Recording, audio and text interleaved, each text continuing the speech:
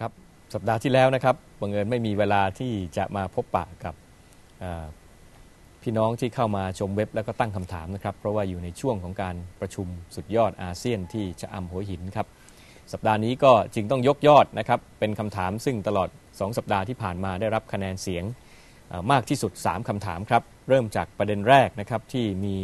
การพูดถึงเรื่องของปัญหาการบังคับใช้กฎหมายครับโดยได้เสนอแนะแล้วก็ให้ความคิดมานะครับว่าการบังคับใช้กฎหมายเนี่ยบางครั้งอาจจะเริ่มต้นจากเรื่องเล็กๆเช่นเรื่องของการปรับผู้ทิ้งขยะแล้วก็จะเป็นจุดเริ่มต้นที่ดีที่ทำให้การบังคับใช้กฎหมายนั้นเข้มกว่าเดิมนะครับเพื่อให้บ้านเมืองนั้นมีความเป็นระเบียบเรียบร้อยก็อยากจะขอเรียนอย่างนี้ว่าผมเห็นด้วย 100% เลยนะครับแล้วก็พยายามอย่างยิ่งครับขณะนี้ที่จะเข้มงวดกวดขันในการบังคับใช้กฎหมายไม่ว่าจะเป็นในเรื่องที่บอกว่าอาจจะเป็นเรื่องเล็กๆไปถึงเรื่องใหญ่ๆเพราะนั้นจะเห็นครับว่าในขณะนี้เนี่ยเรื่องของการดูแลเช่นความสงบเรียบร้อยเวลาที่มีการชุมนุมผมก็จะย้ำอยู่ตลอดเวลาว่าชุมนุมได้แต่อย่าทำผิดกฎหมายแล้วก็เราก็จะเห็นครับว่าระยะหลังเนี่ยกระบวนการยุติธรรมจะมีความเข้มงวดกวดขันมากขึ้นนะครับเช่นเรื่องการปิดถนนการไปใช้ความรุนแรงนี่ก็จะมีการ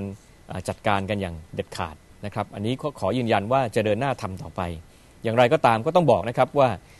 สังคมไทยนั้นก็ยังไม่คุ้นเคยกับเรื่องนี้นะครับเวลาเข้มงวดกวดขันกันมากๆก็จะมีเสียงบ่น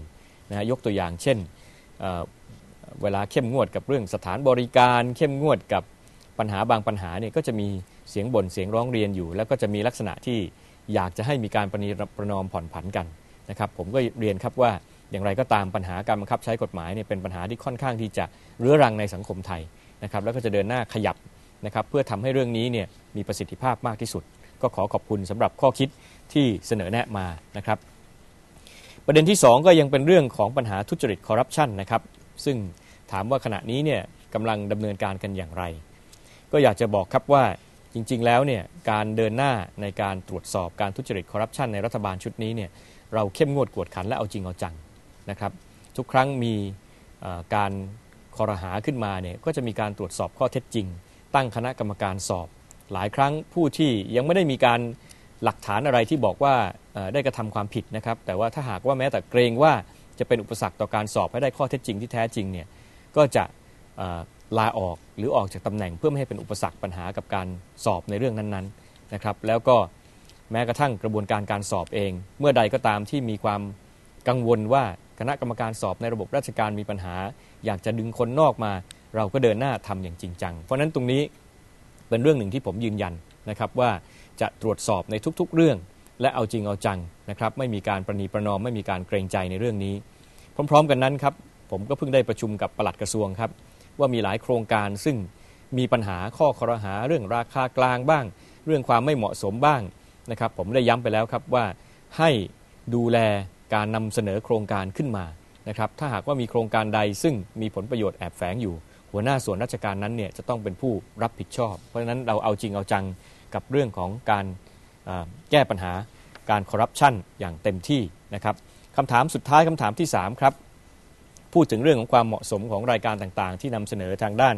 โทรทัศน์นะครับโดยเฉพาะอย่างยิ่งก็คือช่วงเย็นของวันธรรมดาซึ่งเป็นช่วงที่มีเด็กๆและเยาวชนดูเป็นจำนวนมากนะครับเห็นว่ามีหลายรายการหรือละครที่บอกว่าอาจจะไม่ค่อยเหมาะสมนะครับจริงๆแล้วเนี่ยเรามีการจัดระดับนะครับของรายการต่างๆที่ออกอากาศนะครับแต่ว่าผมได้ให้ท่านรัฐมนตรีประจำสำนักนายกเนี่ยไปดูแลนะครับว่าบางครั้งเนี่ยแม้มีการจัดอันดับอยู่แล้วแต่มันไม่ค่อยสอดคล้องกับเวลาของการออกอากาศนะครับซึ่งท่านรัฐมนตรีขณะนี้เนี่ยก็ได้ทำหนังสือไปเพื่อขอความร่วมมือจากสถานีโทรทัศน์ทุกช่องนะครับให้ตรวจสอบนะครับแล้วก็มีแนวปฏิบัติในเรื่องนี้ที่เหมาะสมนะครับตรงกับสิ่งที่ผู้ที่ถามมาเนี่ยมีความเป็นห่วงเป็นใยนะครับก็นี้คือ3คำถามที่ได้มีการสอบถามเข้ามาและได้รับคะแนนลงคะแนนสูงสุดในช่วง2สัปดาห์ที่ผ่านมาครับ